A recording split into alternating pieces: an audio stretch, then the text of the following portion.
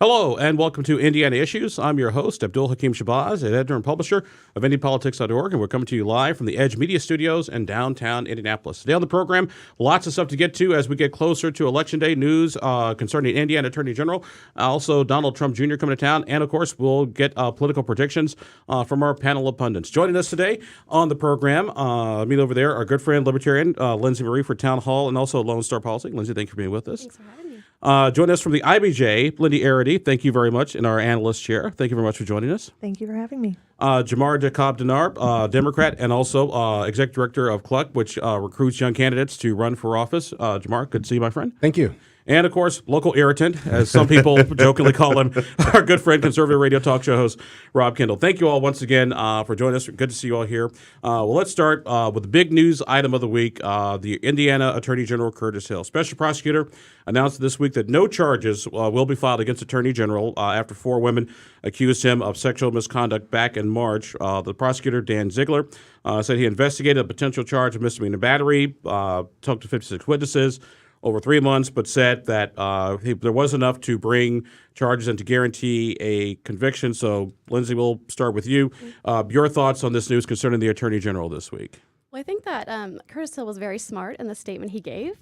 He said that although there was touching, there was no intent of being disrespectful, sexual, and things of that nature. He basically read off the battery statute and checked off all the boxes to prevent him from admitting to it. Also, the prosecutor did go ahead in his report and say that he doesn't believe that he could prove beyond a reasonable doubt that there was battery committed because of the lack of the intent. So on all those points, I think it was fair the way that it was done. But I think a lot of people are very upset about it, and they still think that he should step down or resign. Let me get your perspective, Ms. Erdody, because you folks read about this extensively, like a lot of us did at the IBJ. Your thoughts on what Dan Ziegler came back with? Well, I think the report was interesting, and it's worth noting that he said in the press conference and in his report that he believed the women were telling the truth. And the problem he ran into was that he was asking people, or the people who were interviewing the witnesses, was asking people to remember something that had happened months prior where drinking was involved. And 3 o'clock in the morning. Right. No one's going to have a great memory of that. And so there were a lot of varying stories, and he couldn't get everything nailed down the way he would need to bring forward charges.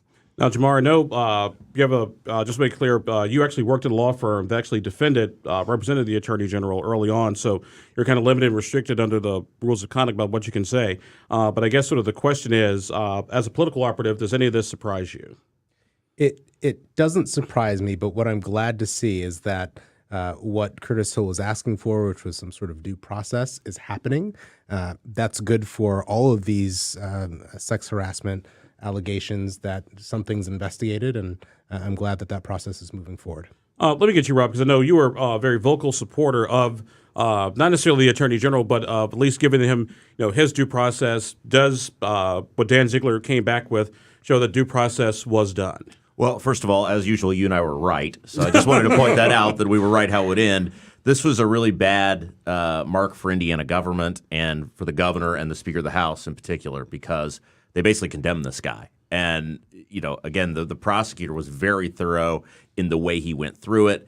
Again, you may not agree with the behavior, but it did not rise to the level of criminal behavior. There wasn't even an ethics violation to be found. So if now the standard is if someone's creepy, they can't serve in public office, there's about 150 others that should be packing their bags. And this was a really bad look for Curtis or for Eric Holcomb and Brian Bosma. Now, one of the things that anybody, just feel free to jump in, I thought was interesting was the Inspector General's report, and almost sort of reminded me of the old Ken Starr report from the 1990s with Bill and Hillary Clinton, that there was nothing wrongdoing that you could be sort of brought in by the Inspector General, but we're going to basically include every salacious detail humanly possible to make you look like the creepy guy in the bar, stumbling and grabbing all over everybody at 3 o'clock in the morning. Anyone feel free to chime in here.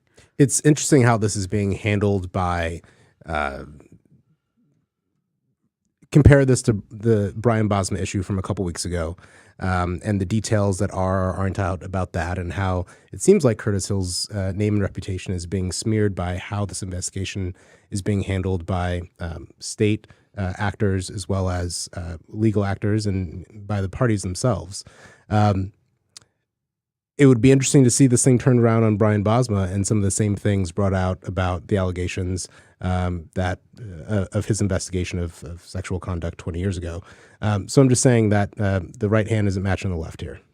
I think the report really painted a picture of what happened that night. Whether how accurate it is or not, you can debate it, but they interviewed a lot of people who were there, and you really got a sense of like what you just said, Hill stumbling around, inappropriately touching women, and kind of making people feel uncomfortable there that night. So it was, while the fact that charges aren't being pressed against him is a good thing for Hill, arguably, this report doesn't make him look great. And what does that say, though? Like I said, let me get you. This was if you look at the special prosecutor and the inspector general, we've had 3-4 months to do this. 56 witnesses that they spoke to. And at the end of the day, maybe somebody was a bit obnoxious in a bar at 3 o'clock in the morning. Who hasn't been obnoxious in a bar at 3 o'clock in the morning? I mean, I think definitely they stuck to the law.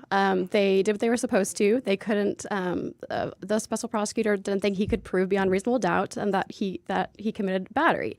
A prosecutor should never bring a case forward if he can't prove that. Otherwise, he's just wasting tax dollars and everyone's time. The thing that was kind of alarming to me, the more that I read this report, is it paints this picture of this crazy party with a ton of lobbyists and then Republicans and Democrats that are in the state legislature. And the lobbyists pay for all of it. Yeah, it's called Sine Die. Oh, yeah. It happens. And by the way, that was the 1 year that I did not go to the Sine Die party. Of all the years, 15 years of covering the Indiana legislature, going to every Sine Die party, but that was just the one that we decided to skip. I will never, ever do that again. Now we're not going to miss it. Now, yeah. If they have one again. The secret's out.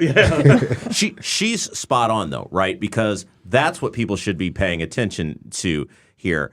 Again, if we don't have criminal behavior, if we don't have an ethics violation, and the part of the problem with that report and the thoroughness of it, for lack of a better term, is Holcomb taints the thing from the beginning by calling on him to resign, and Holcomb appoints the inspector general.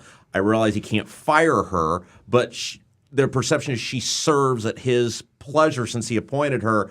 I really think this was just a really bad look, and I'll tell you what, if I were on a jury, had to ever go in front of a jury, I would certainly not want Eric Holcomb or Brian Bosma sitting in that jury box because they're clearly not fair and made up their minds without any evidence. But if this was a chess game, I can see it. So there were talks that some of this came out to politically stop Curtis Hill from advancing.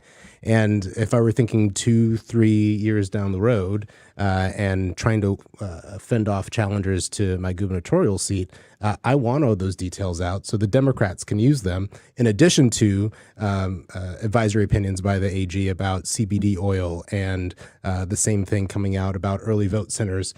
These are all things that Democrats are putting in our back pocket ready for 2020. Well, okay. Well, and speaking of that, let's go ahead, if we could, Thomas, pull up some poll numbers because we polled this week. We'll get to the main poll in just a little bit. But one of the questions we did actually ask about was Indiana Attorney General Curtis Hill. We asked his approval rating, 600 likely voters across the state of Indiana. 31% approved of the job he was doing, 22% disapproved, 47% no opinion. So, and this is all while all this stuff is going on. Lindsey, let me jump over to you here. I mean, and to Jamar's point about 2020, is this basically a long ball thing because it pretty much had no impact on the Attorney General's standing? Honestly, from the southern part of the state, no one knows who Curtis Hill is. Unless you read the Indy Star or you live around here, you don't even know that he's an elected official, much less what's going on. I have not heard anyone south of Bloomington talk about this at all. Here, when you're in the midst of it, you see it. It's heavily publicized. But down in other parts, they don't hear about it. So the no opinion at 47% does not surprise me whatsoever. No, you're right that many people don't know who he is. I'm talking about this a lot because I'm in it, right? And we're all in it. But the other fact is that he got more votes than anybody else in the state in 2016. So he's got ballot ID, and people know who Curtis Hill is. And when it comes time to vote again, this is going to come up. Rob, does this story reach you onto the far hinterlands of Brownsburg?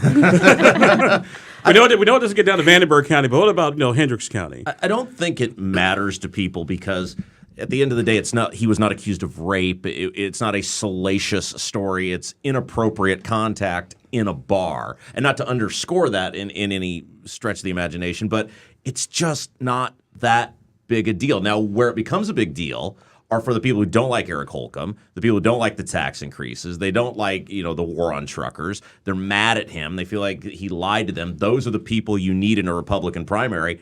And I got a feeling if they haven't already started, they're going to start meeting with Curtis Hill about, hey, are you interested? But it's still, just want to say this one thing. It's still a big deal to those women. And watching that press conference and seeing the four of them stand there, it made me happy that they were brave enough to stand up and say something. And also, they're not just Democrats trying to nail this guy to the cross. We have some very committed Republicans who are saying something wrong happened and he needs to pay for it. Well, let's jump over to that. You're watching Indiana Issues, where we talk about the big issues facing the state of Indiana. Our guests are Lindsey Marie of Town Hall, Libertarian, Lindsey Erdody of the IBJ, Jamar Cobb-Denard, Democrat and Executive Director of Cluck, and Rob Kendall, conservative radio talk show host. Let's talk about those four women who accuse the Attorney General of inappropriately touching them. They're preparing to file a civil lawsuit, basically not filing a suit, but just doing some of the pre-paperwork in Indiana that you are required to do so. They're going to file a tort claim with the state of Indiana, also with the Equal Employment Opportunity Commission. Let me get over to you, Ms. Erdody. What does this possible civil suit mean for the Attorney General, do you think? I think it means that this isn't over for him yet. The women did not seem particularly surprised or upset on the fact that the criminal charges did not go forward, but they're not going to let this go. And again, to your point, it does still matter to them. I mean, that's why we saw the fourth woman come forward publicly. That hadn't happened before this week. And they stood in front of a room full of reporters and talked about how they're going to push this forward. Let me ask you, Lindsey, because if it does go to a civil suit, obviously the standards for to prove a civil suit are a lot different than a criminal. It's preponderance of the evidence versus beyond a reasonable doubt. But also there's a discovery phase, and the rules of evidence in the civil suit are a lot more lax. I don't think people fully understand it or appreciate that than there are in a criminal trial. And everything that you've done, whether you are the plaintiff or the defendant, if it goes to the veracity and honesty of your character, your life is now an open book. I wonder, do people fully appreciate, if we go down this road, what could we see on all sides of this issue? Well, I think that Curtis Hill knows this, and if they do go ahead and file, he's going to make this go away as fast as possible. There's going to be probably a settlement and some NDAs signed. I don't think that he would ever allow this to go to an actual trial. I don't think anyone that's in his counsel team would allow that. He knows what could come out. He knows that the longer this gets dragged out, the worse it's going to be for him. Even at the end, if he's exonerated of everything, the longer it gets drawn out and his name is dragged through the mud and people associate Curtis Hill with battery or sexual battery or something, the worse it's going to be for him. Can Curtis Hill get a quote-unquote fair trial, do you think, Rob? Well, number one, it needs to be restated. He did this to himself. I mean, he put himself in this position. You're the chief law enforcement officer of the state of Indiana, and you should never have been there. You should never have been interacting with people that way. I've worked in state government, and you have body people for that reason. People that if somebody were to ever come up to you, that stand in the way, or if you're doing something, stand in the way. It was a total failure on many, many levels by the Attorney General. But what's important about this is I'm not on Curtis Hill's side. Like I said, I think he put himself in this position. I'm not on the side of a guy like a Roy Moore. But the problem becomes when a good guy like Brett Kavanaugh comes up and there's no evidence whatsoever. We've already set a standard by everyone is believed regardless, and the man is guilty until proven innocent. And that's my concern when people like Eric Holcomb and Brian Bosma and Connie Lawson come out and say this guy should resign. We have to have a world in which you're innocent until proven guilty. Two things. Like I said, once again, open forum. Anybody feel free to chime in. I thought was interesting. Part of the fundamental, part of the foundation of the civil suit is that it's under Title VII, sexual harassment, which implies this was work-related, employers, employees going back and forth is the foundation of their civil suit. But at the same time, when the speaker requested his report from the folks at Taft, they basically said, no, this was not a work-related function. This was sine die. You guys are all done and gone. So I think it's interesting, Ms. Lindsey, let me get at you, yet you have sort of these two sort of competing views of, from at least from a legal perspective, what may have happened that night. Right. Well, I think it's also worth noting that the civil lawsuit would also have to deal with retaliation, which I think is coming from, we saw Curtis Hill shortly after this all came out in July come forward and say he might file a lawsuit for defamation. And someone I had talked to shortly after that happened had said, if he's doing that, then these women can come back and claim retaliation because of what his actions were. So it's a lot of back and forth, and We'll see how it plays out. Ever notice how the only people getting rich and all this are the lawyers? Yeah. I'm just making that. There's a lot of lawyers There's involved. a lot of lawyers involved. Yes. Jamar, let me get your thoughts to the extent you can comment.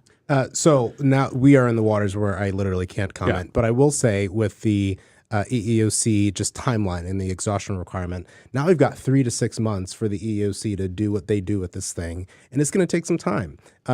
Unfortunately for the Republicans, the EEOC's decision is going to come out right around the time of the primary, which isn't good for what's happening in municipal elections in 2019 and then leading up to, again, ramping up for 2020 re-election. And real quick, Abdul, to go to what Lindsey Marie said earlier, if this is a work-related function, that means that in Indiana state government, a work-related function involves lobbyists buying drinks for lawmakers and statewide officials, and these people are intoxicated to the point that their testimony can't even be deemed as super credible in many cases. Is that our state government? One thing I wonder about is we talk about Curtis Hill and what could come to him. I wonder if these lobbyists are going to report this as a gift to the legislators that they're spending all this money on. It was reported that he had been at 2 different bars before the party. The lobbyists picked up the dime on both of those accounts. And then this party sounds like it's extremely expensive. It's open bar for I don't know how many hours. When I looked on the website for actually the lobbying requirements and filing, they haven't listed anything for the last 2 years for receipts as far as the state website goes, which is interesting. And you start looking at how much was spent years before, most people aren't actually filing any of this. And as a libertarian who's completely for government transparency, I'm outraged that this is what we're at. Like, we have lobbyists spending God knows how much money on Republicans and Democrats on these booze-filled parties, and no one seems to care about that. You guys really should hit a Sunday night party before you know. I'm just telling you. You're watching Indiana Issues. I'm your host, Abdul-Hakim Shaw's coming to you from the Edge Media Studios in downtown Indianapolis. Our guests today are Lindsey Marie of Town Hall and Lone Star Policy Institute, Lindsey Erdody of the IBJ, Jamar Cobb-Denard, Democrat, also Executive Director of Cluck, and WIBC radio show host Rob Kendall. Other big news item, folks. New polling out in the U.S. Senate race. We at Indy Politics managed to put together resources, polls statewide in the U.S. Senate race, a poll of 600 likely voters. Thomas, let's get this on the screen if we could, showing Mike Braun leading Joe Donnelly by 47 to 43, 4 points, but the margin of error, as you can see, is just about 4%. Lucy Britton at 3% and undecided at 7%. Rob, let me ask you, what is it? And by the way, our friends at the Mike Downs Center for Indiana Politics, they did a poll, just a 1-point difference between Braun and Donnelly. As you can see right there on the screen, and Lucy Britton with about 8%.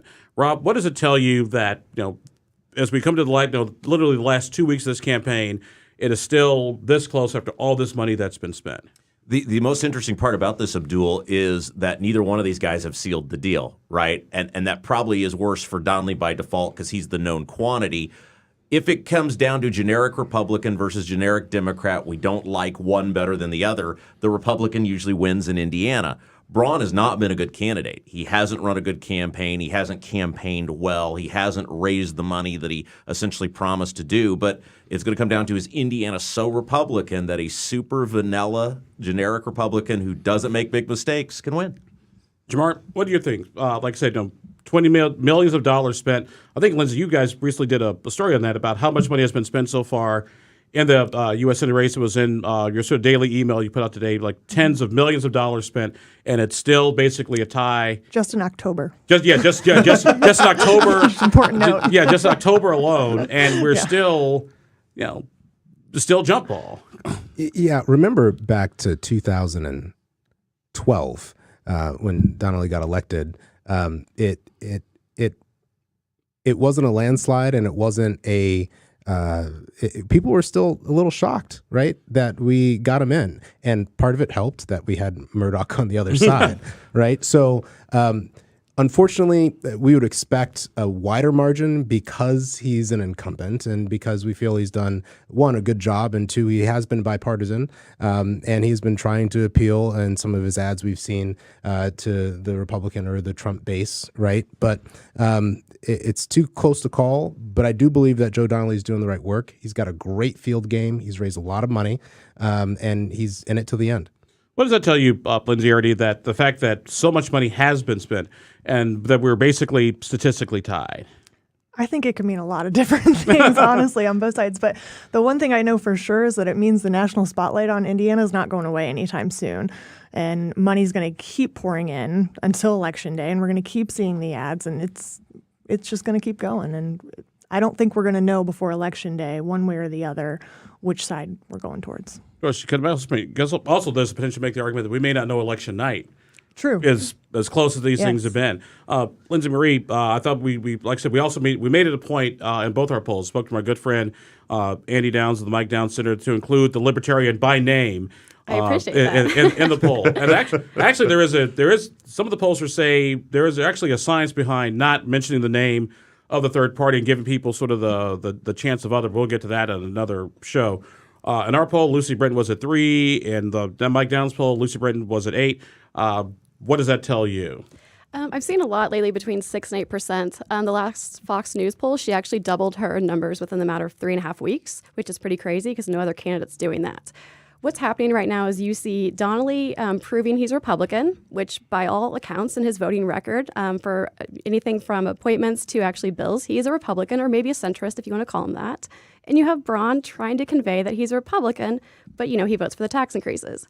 So you basically have one candidate versus Lucy Britton. So if you don't want your taxes to be increased, you want choice. You're against certain things like expanding government. You're against some of, for instance, government surveillance. If you're against any of that stuff, you vote for Lucy. Otherwise, those other two people are going to continue to vote for that, and that's where we're going to be. As we get ready, as we tape this program, there's going to be a debate on Tuesday night, Indianapolis, the final debate. Rob Kendall, how important is that debate, or does it really matter because anybody who's watching has probably already made up their mind? Well, ask Richard Murdoch how important the final debate is, because if he literally has a flat tire, he's probably a senator. 7 minutes. He was 12 minutes away. 12 minutes. It's like that one year, was it when Weldon won the 500, when the guy hit the wall on the final turn. All he could do is coast in. It's important that from Braun's perspective, he doesn't make any mistakes.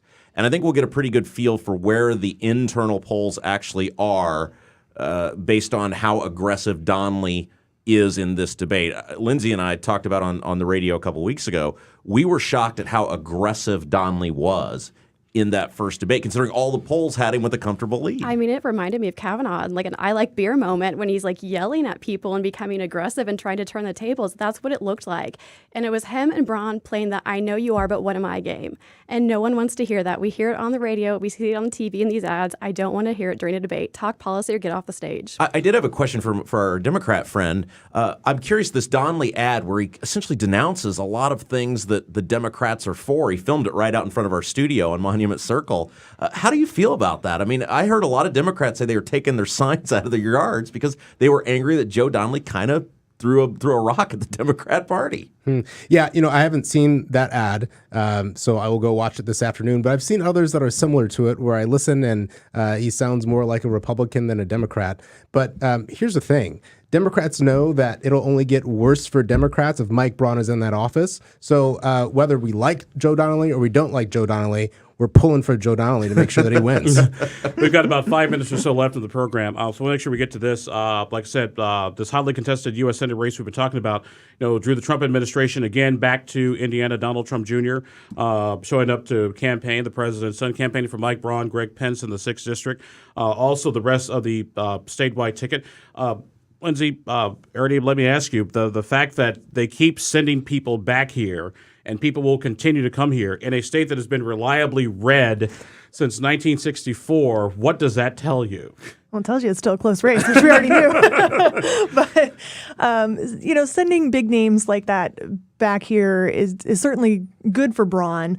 I'm not sure how much of an impact it has because you'd think that a lot of people going to like a rally like that, for instance, are probably already going to vote for him. So I'm not sure it's swaying anybody, but big names certainly aren't hurting him. And I think, like you kind of mentioned, that we will see President Trump come back. I think we could possibly see Mike Pence come back.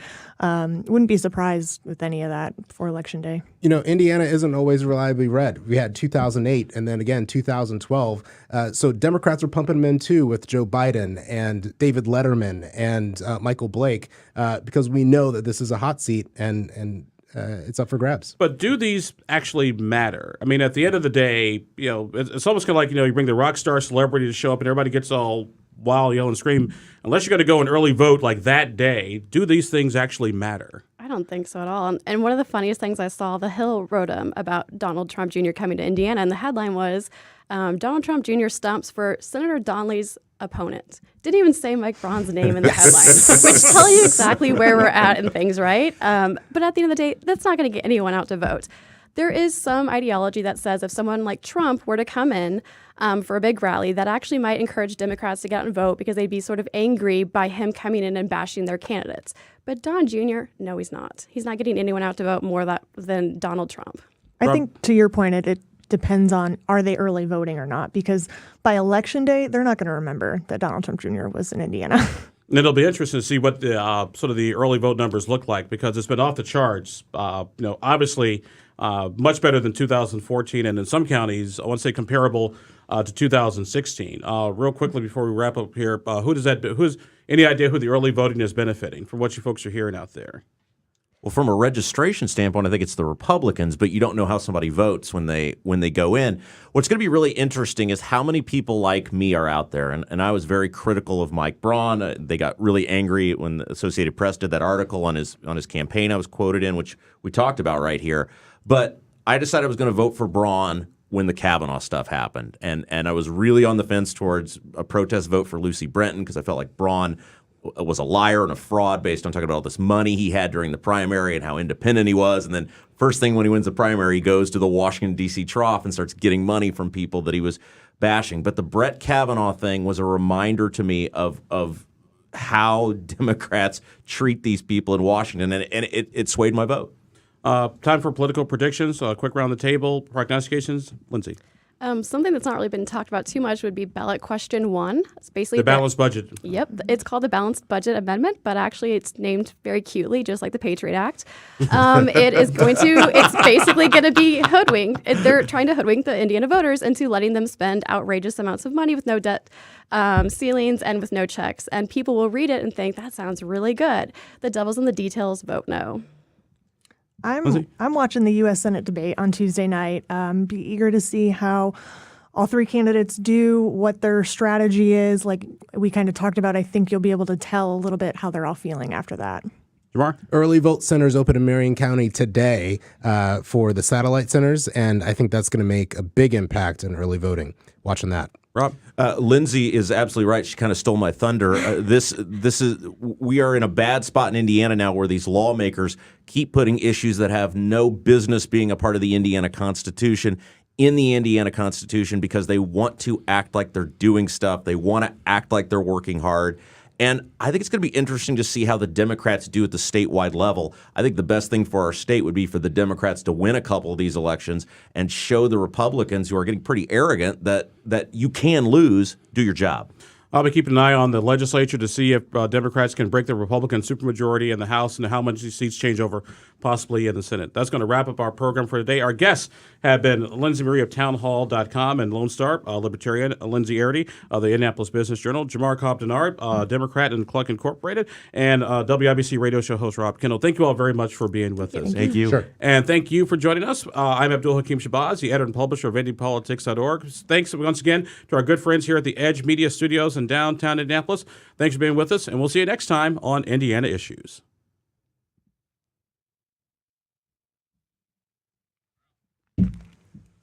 That's it.